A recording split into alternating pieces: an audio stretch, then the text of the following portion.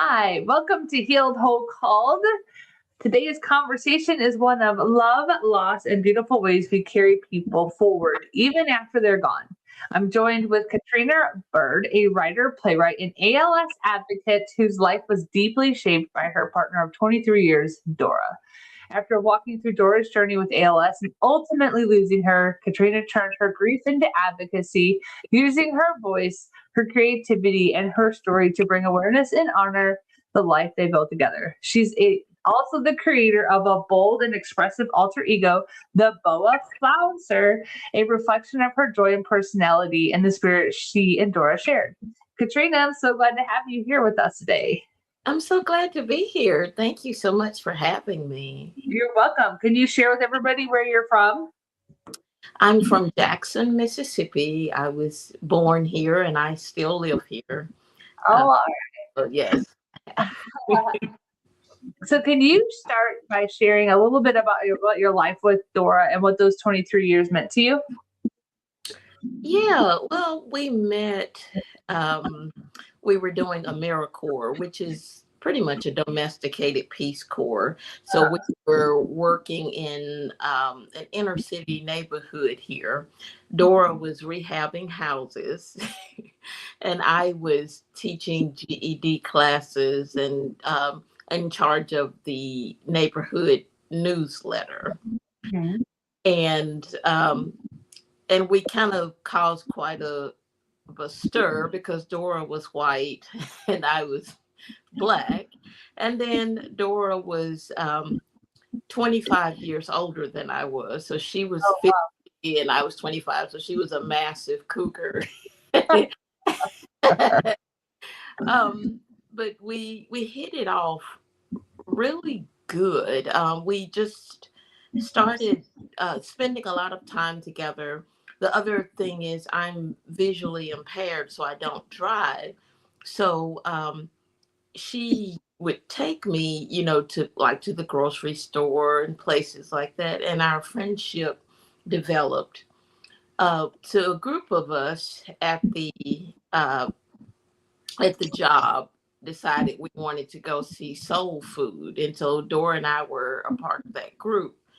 But when it ended up, only Dora and I showed up. We were the only two. So that kind of started like our first date. And we had a wonderful, wonderful time watching. Soul food is about family and so forth, and loss and love as well. And so we came back to my apartment that evening, and that's when she shared with me that her son had been killed. oh, He was 12 years old by a 7-year-old. And I felt so honored. I was, kind of shocked in the moment because you didn't see that on her. She was just always happy and kind. Um, and so our relationship blossomed. We would have dinner at my apartment, and then we started going to lunch and going to dinner and so forth like that. And pretty soon we were in a full-blown relationship, and it was great. To say that Dora loved plants, that's just an understatement. I mean, flowers are everywhere in the yard, all over the house, in the bathroom, bedroom, everywhere. And she taught me how to really love my animals. I love animals, and I loved them when I was 25, but I didn't understand, I guess, how to really interact with them. I mean, Dora talked with the animals, and the animals had a seat at the table, so to speak. You uh-huh. did, you always cared for, animals. If you went out of town, you got a place for them. You didn't just leave them tied up or anything like that. I'm actually working on a piece titled Drusilla's Kitchen, which is Drusilla is Dora's aunt. We helped her care for her husband who had Alzheimer's at the time. And whenever Drusilla would cook breakfast, the birds had their biscuits, the dogs had sausage, and everybody had a little piece and had a seat at the table. So that was one of the things I definitely learned in our relationship is you don't leave anybody behind. Yeah. Family is family, and it's connected. Even the plants, you keep them watered, you keep them fed. um, Dora was we dreamed together.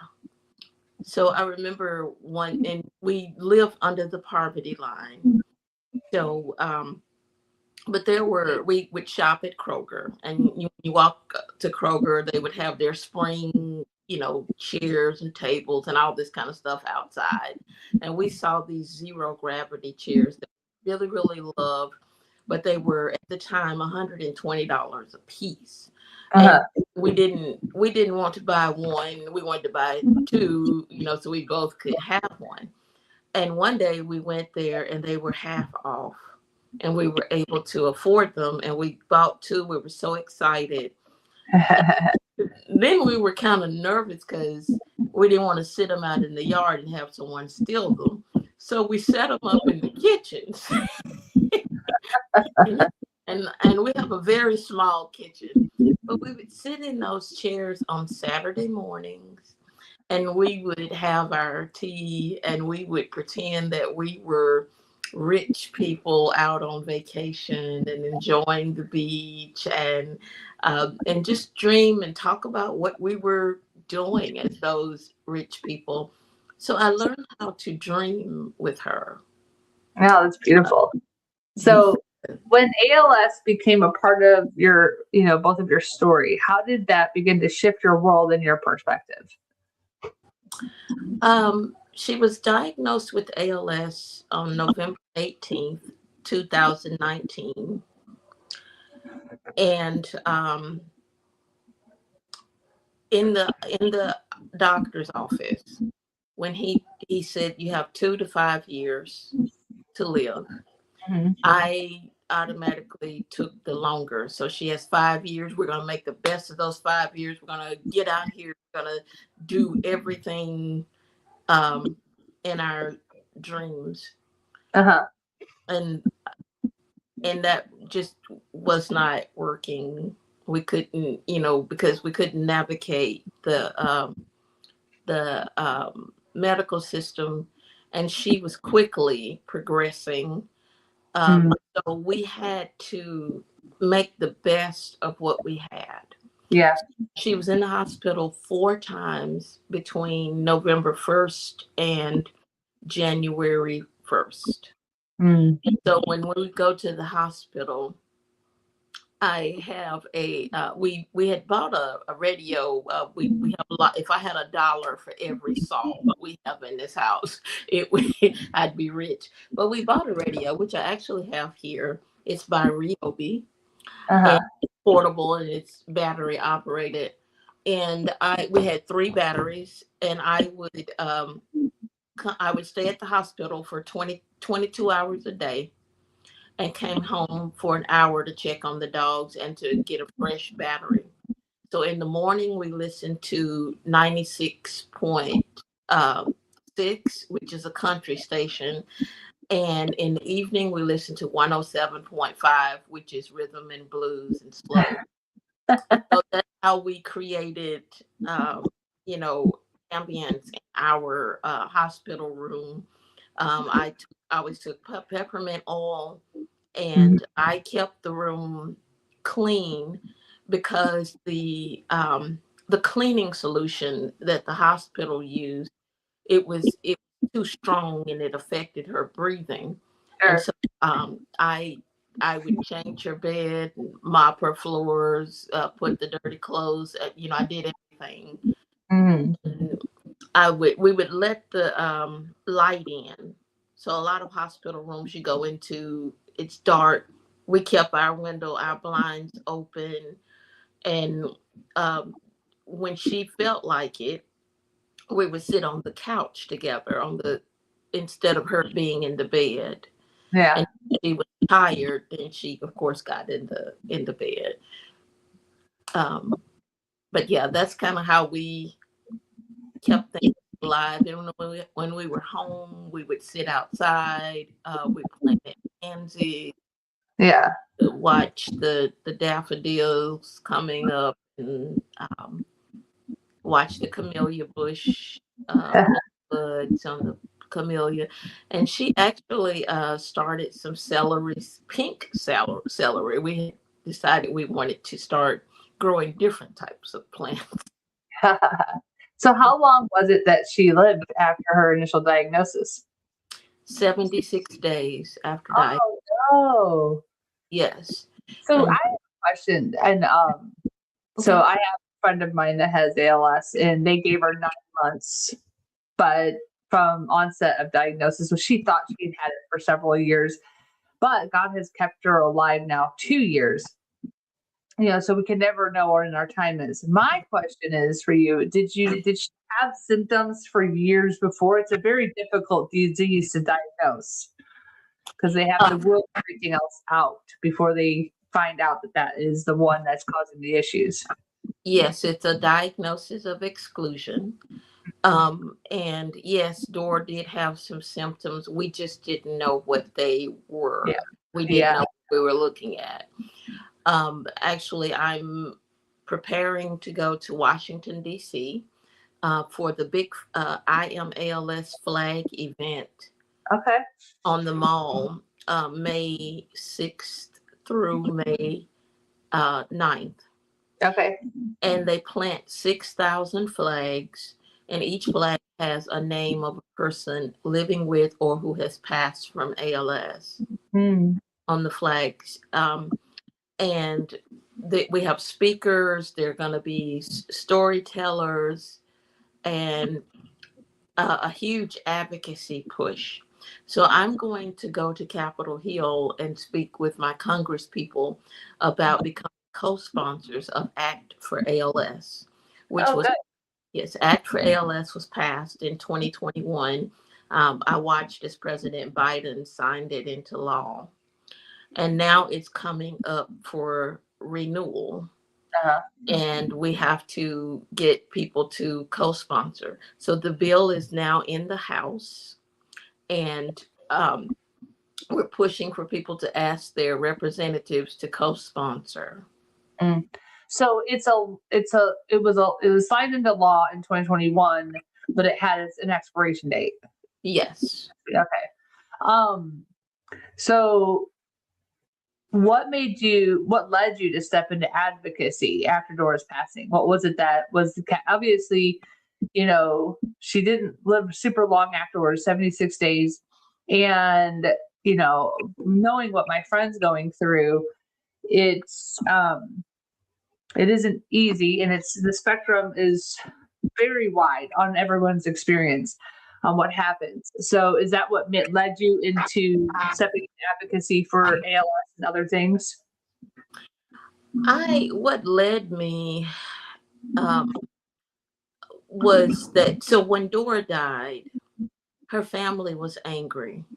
Oh. I was kind of caught in the middle here because I stayed and I took care of her by myself. Hmm. So I was tired, I was worn out, and so they blamed me. They Oh. made sure I sat at the back of the funeral and all of this dramatic stuff. And so I wondered, did I do something wrong? I was not in a good place after she died. I was Hmm. very, very sad, very happy that she was no longer suffering, but Hmm. missing herself. And so I thought I had done something wrong because she only lived 76 days. And I got into advocacy work to find out what I'd done wrong. Mm. That was, Is yeah, that you didn't do anything wrong. And I know this might not sound super. It's easier to say now, having it been so long, but 76 days is a blessing that it didn't go longer, because that thing can, that ALS can suffocate you for so long. And I have several friends that have loved ones with it, and it's an emotionally torturous road for the caregivers. to watch their loved ones decline, and they love them so much and they do everything for them. So I'm guessing in your advocacy work, you found out you didn't do anything wrong. Yes, I found out that I met some wonderful people. One of which, her name was Sandy Morris, and she had a ranch out in California. And Mhm. I found out that what was going on in my house was the same thing going on Sandy's ranch. Mm. And I learned a lot from Sandy Morris. She advocated fiercely for researchers and clinicians and providers to view people living with ALS as trusted partners in their own care. Mm-hmm.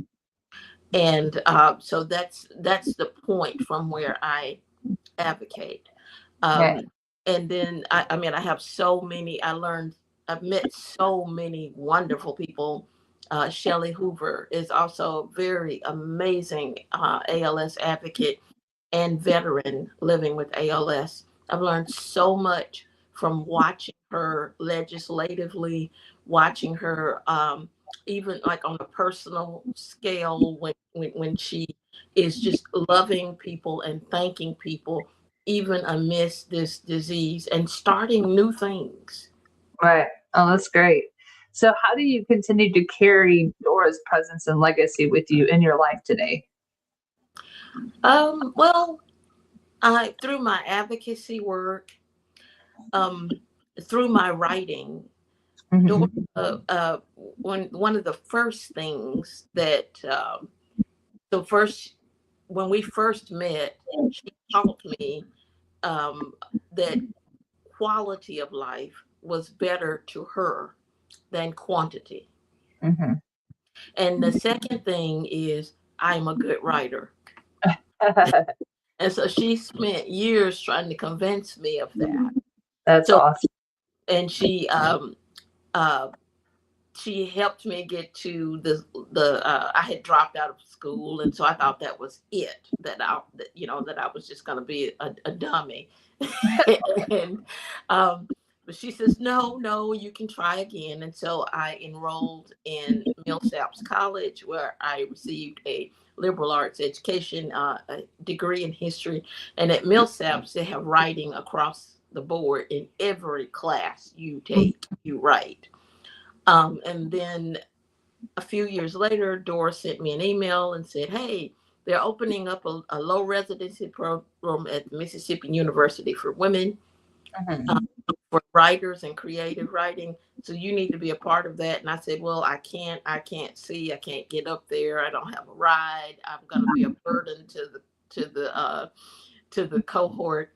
And so I went there and I wrote the letter, and the director of the program told me what to do, and I filled out the information, and he was thrilled. He and I are still friends today. And after Dora passed away, I wrote him and told him my experience, and he wrote me back and he said, my father-in-law passed from ALS. Uh, I want the audience to hear what Katrina is saying. Is in her mind, she had doubt and shame for having not finished education, and you had all of these things. Yet Dora and others had lifted you up and didn't allow anything that was your circumstances or choices to stop education at one point. We can keep learning for as long as we're still on this planet.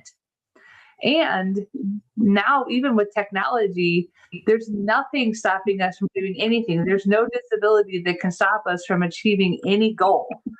And I love that you didn't allow the lies of the enemy to blind you from doing anything that you wanted to do. Mm-hmm. Yeah. So, and then now you use your writing your plays. Can you share more about what the Boa Flouncer is? Well, the Boa Flouncer is somebody that Dora and I created years ago. I'm also an actress, and I was in a play from, it was about the Red Hat Society. So when you turn 50, you start writing your story and living your life. And that was the first time I ever held a boa in hand. And I performed a song, and it's on video, called "My Oven Is Still Hot." And I had my boa, and I ruled the stage, and so forth. After that play, I started using my boa to promote my writing career Mm-hmm. and to promote other artists. And it kind of turned into something big, much bigger than we thought it would be.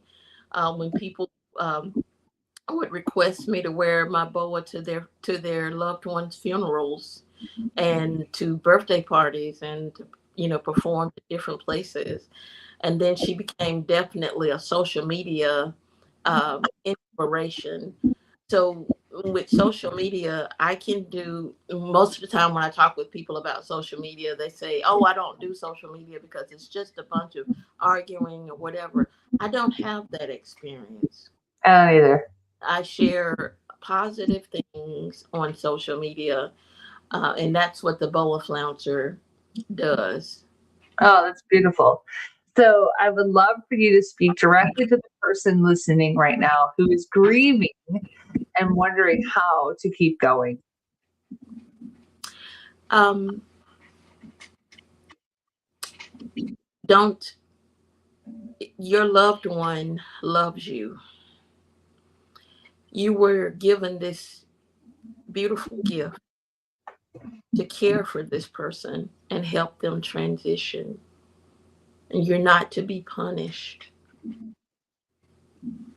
You're to move at your own rate, move with what feels comfortable to you, but just keep moving. The first day, you may not get out of bed. The second day, you may get out of bed and have a cup of coffee. The third day, you may get out of bed and have a cup of coffee and walk the dog. Just move at your own pace. You may not brush your teeth for 3 months. That's fine. Just we'll, we're all praying for you that they stay in. Yeah. But these it affects the smallest of things, you know. Mhm. So and that's actually what I do, is a lot of mentoring of people who have lost folks to ALS. Um, my friend Jill Bratton, my friend Jenny um, Dwyer, and myself have started a group titled After ALS, where caregivers who have lost someone to ALS can come and share. Mm. Where can someone find that group? We're on Facebook as After ALS, and you can join that group, and you'll get a Zoom link, and we meet every Wednesday Okay. at yes at 3 o'clock Eastern. Okay. Let me try to find it, the group so I can put it in the chat. Okay. Um, let's see here. After ALS, it's the I think it's really good. It's got like red hands and it's Yes. red text. Okay, Yeah. I found it. I'm gonna put it in here.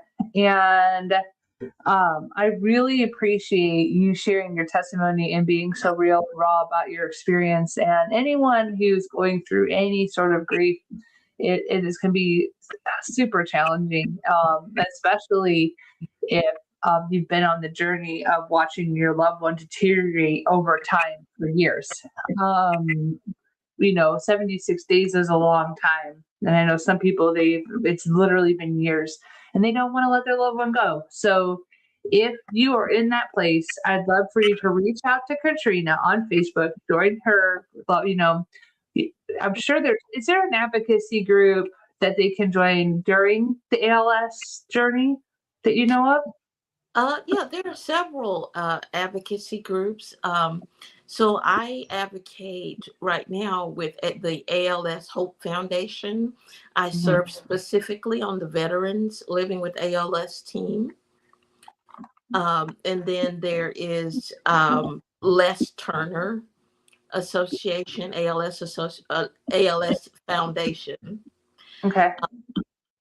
And then there's I Am ALS, which is founded by Brian and Sandra, Mhm. um, Brian Wallach and Sandra Abravaya. Okay. So I'm also going to share the ALS Mount Hope Foundation. That's alshf.org. And so that'll be in the comments. And so if you're on YouTube, you can see that as well. So, well, thank you so much, Katrina, for sharing your testimony with us today. May you always be blessed. And listeners, remember, you are not alone. You are not disqualified by what you're going through. And remember, you are called to be healed, whole, and called. Till next time. Thank you.